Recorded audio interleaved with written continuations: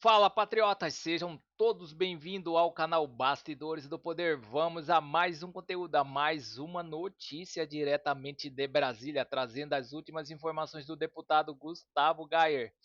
Essas informações desta matéria são bombas, bombas, bombas e escândalos jurídicos. Essas informações vêm diretamente do deputado Gustavo Gayer. Vamos deixando os créditos para o deputado na plataforma. Se você não é inscrito nesse canal, se inscreva e deixe seu like, porque isso faz uma enorme diferença para nós aqui na plataforma. E que essa matéria possa chegar a mais patriotas. E não se esqueça também de deixar o seu comentário e de dizer de qual cidade você vê este conteúdo. E para mais informações, não deixe de ativar o sino para você ficar informado sobre tudo o que acontece na política do Brasil e no mundo. Sem mais enrolações, vamos à matéria. Senhor ministro Alexandre de Moraes, o Brasil precisa mais um momento, urgentemente, das suas habilidades democráticas. A nossa democracia corre um sério risco. Acredite ou não, o Estadão, um tradicional jornal que sempre defendeu Alexandre de Moraes, defendeu a democracia, defendeu Lula, de repente, este jornal, um dos mais conhecidos do Brasil, se transformou num jornal de extrema-direita, fascista, ultranegacionista, antidemocrático, golpista. E por que eu digo isso? Para o choque do povo brasileiro, o Estadão acabou de publicar uma opinião que é um choque, é absurdo, é absurdo. Um processo absurdo. Eu vou ler para vocês isso daqui. E olha só, cara, o Brasil não tem salvação mais não. O caso Tagliaferro, que, por denunciar um suposto abuso de Moraes, virou réu e será julgado pelo próprio juiz denunciado. Olha só, questionando as suas decisões, Moraes. Expõe um Supremo que transforma a exceção em método. Nenhum país se torna autocrático do dia para a noite. A degeneração institucional é um processo gradual em que medidas excepcionais, no início incômodas, passam a ser aceitas como rotina. No Brasil, esse processo ganhou rosto e método. Sob o pretexto de defender a democracia... Nossa, 10 anos de prisão só nessa frase aí, ó. O Supremo Tribunal Federal consolidou uma forma de poder que dissolve os freios e contrapesos constitucionais. O caso de Eduardo Tagliaferro, o ex-assessor do ministro Alexandre de Moraes, transformado em réu pelo próprio ministro que ele denunciou, é o retrato mais nítido de uma corte que se julga infalível. E por isso permite tudo. É um tribunal que, em vez de corrigir abusos, os institucionaliza. Aqui basicamente está falando que você está dando um golpe, cara. Isso é inaceitável. A democracia está em risco. Segundo o Tagliaferro, havia uma estrutura paralela dentro do Tribunal Superior Eleitoral usada para monitorar críticos e produzir relatórios sob medida que justificavam censuras e bloqueios. Não é segundo não, ele apresentou provas, então constatado pelo Tagliaferro, né? A ordem, segundo mensagens atribuídas ao gabinete de Moraes e divulgadas pela Folha de São Paulo, era explícita. Use a criatividade. Quando o denunciante expôs o suposto desvio, foi acusado de violar o sigilo funcional e passou a ser julgado pelo mesmo magistrado cujas irregularidades apontara. No Brasil de hoje, quem denuncia o abuso vira réu e o juiz do caso é acusado de praticar o abuso.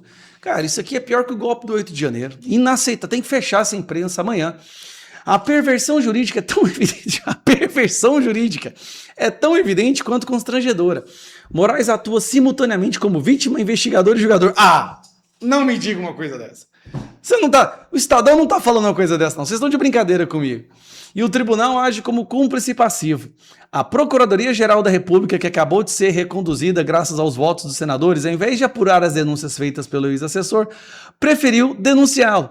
O processo tramita em foro indevido e a decisão que tornou Tagliaferro réu, por entre outras acusações, abolição violenta do Estado Democrático de Direito, foi tomada no plenário virtual, sem sustentação oral presencial e contraditório efetivo. Mensagens entre Tagliaferro e seu advogado chegaram a se tornar públicas, violando o sigilo profissional. Em nenhum Estado de Direito isso é justiça. É abuso de autoridade. Pode botar mais 7 anos de prisão só aqui, ó. O escândalo não é circunstancial. O que está em jogo é a mutação da exceção em sistema. As mesmas violações se repetem com metódica naturalidade, inquéritos secretos, elásticos e intermináveis, censura prévia, nossa senhora, aqui é prisão perpétua, mandados de busca por opiniões, prisões preventivas que se eternizam, decisões monocráticas que sustentam leis, que suspendem leis e calam vozes. A reação à barbárie do 8 de janeiro degenerou num regime de tutela permanente. O estado de exceção virou expediente administrativo, o poder de julgar, instrumento para intimidar, e a toga, um salvo-conduto para o arbítrio. Meu Deus, esse é o artigo mais criminoso e antidemocrático que eu já vi na minha vida. Essa lógica moralista substitui o direito por cruzadas de salvação.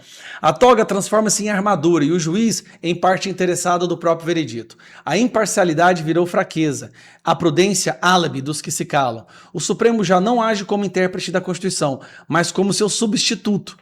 Nossa, cara, que tá batendo muito, hein? Convencido de que encarna o bem e pode combater o mal à base de canetadas judiciais. O STF, afinal, parece ter descoberto o moto perpétuo da moralidade.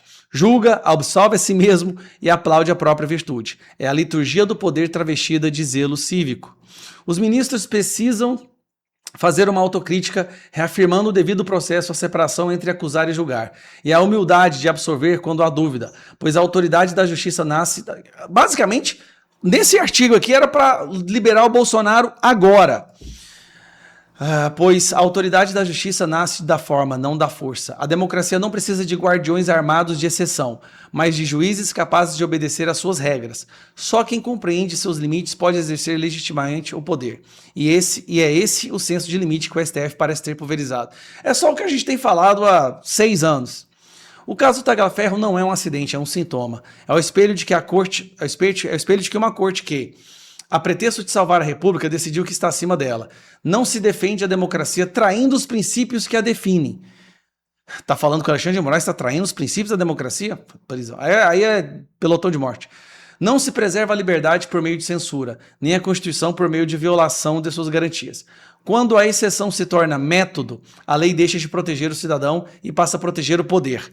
Nenhuma democracia sobrevive muito tempo a essa impostura, sobretudo quando ela se traveste de virtude e fala em nome da lei. Isso aí, para mim, é inquérito imediato, colocar no inquérito de fake news, manda a Polícia Federal fazer uma busca e apreensão lá no Estadão urgentemente, porque a democracia está em risco.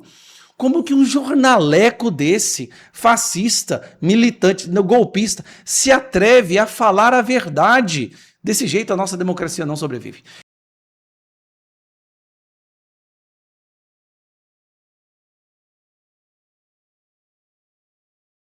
E vamos a mais no Conexão Política. STF mira mais um integrante da família Bolsonaro e agora forma maioria para tornar Eduardo réu. Votação na primeira turma aponta 3 votos. Moraes cita articulação de sanções nos Estados Unidos como ameaça contra o Supremo. A primeira turma do Supremo Tribunal Federal formou a maioria na tarde desta sexta-feira para tornar o deputado federal Eduardo Bolsonaro como réu por suposta coação no curso do processo que investiga o ex-presidente Jair Bolsonaro por tentativa de golpe de Estado. O placar até o momento é de 3 votos a 0. O maior O relator da ação, ministro Alexandre de Moraes, aceitou a denúncia apresentada pela Procuradoria-Geral da República e sustentou que existem provas de materialidade, indícios razoáveis e suficientes de autoria atribuídos a Eduardo. Segundo Moraes, o deputado teria praticado grave ameaça por meio de articulação de sanções internacionais contra autoridades brasileiras, incluindo o próprio ministro, com a aplicação de tarifas de exportação ao Brasil, suspensão de visto de entradas e de diversas autoridades brasileiras nos Estados Unidos da América e a aplicação dos efeitos da Lei Magnitsky a este ministro relator, afirmou Moraes em seu voto. Os ministros Cristiano Zanin e Flávio Dino acompanharam o entendimento do relator. O julgamento está sendo realizado em plenário virtual e será encerrado apenas na segunda-feira, 25. A primeira turma está com 4 ministros após a migração de Luiz Fux para a segunda turma. Falta apenas o voto da ministra Carmen Lúcia. A Defensoria Pública da União foi designada por Moraes para atuar na defesa do parlamentar, diante da dificuldade de localizar o formalmente para notificação. Eduardo Bolsonaro rebateu as acusações por meio das redes sociais e declarou que não assinou nenhuma medida relacionada à publicação da Lei Magnitsky contra Moraes, nem o aumento de tarifas impostas ao Brasil pelos Estados Unidos. O deputado se licenciou do mandato na Câmara e permanece nos Estados Unidos, justificando a decisão como uma forma de proteger de perseguição. Ele é investigado por ter atuado junto ao governo do presidente Donald Trump para obter sanções com autoridades brasileiras e pressionar o jurídico.